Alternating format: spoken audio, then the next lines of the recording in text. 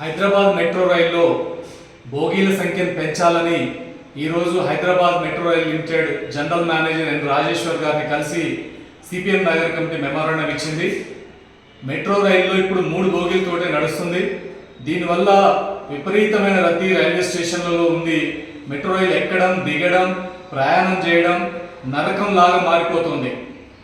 1000 మంది ప్రయాణించాల్సిన దగ్గర అంతకంటే రెట్టింపు ప్రయాణం చేయాల్సిన పరిస్థితి వస్తుంది. దీనివల్ల మెట్రో రైలు ప్రయాణం చాలా ఇబ్బందికరంగా మారుతుంది.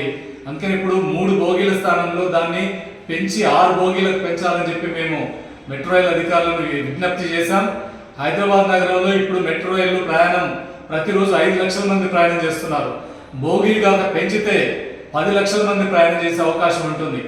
హైదరాబాద్లో ట్రాఫిక్ సమస్యలు, కాలుష్య సమస్యలు, రద్దీ ఈ అన్నిటి రీత్యా మెట్రో రైలు బోగీలు పెంచే విషయంలో అటు హైదరాబాద్ మెట్రో రైలు కానీ ఎల్ఎన్టీ సంస్థ, రాష్ట్ర ప్రభుత్వం సీరియస్గా పరిశీలించాల్సిన అవసరం ఉంది. హైదరాబాద్లో ప్రజా రవాణా పెంచాలంటే మెట్రో రైలు బోగీలు పెంచడం తప్పనిసరిగా చేయాలి. అందుకని మెట్రో రైలు బోగీలు పెంచేదాని కోసం సిపిఎం నగర కమిటీ గత 4 రోజులుగా ఈ ఆగస్టు నెలంతా కూడా క్యాంపెయిన్ చేస్తుంది.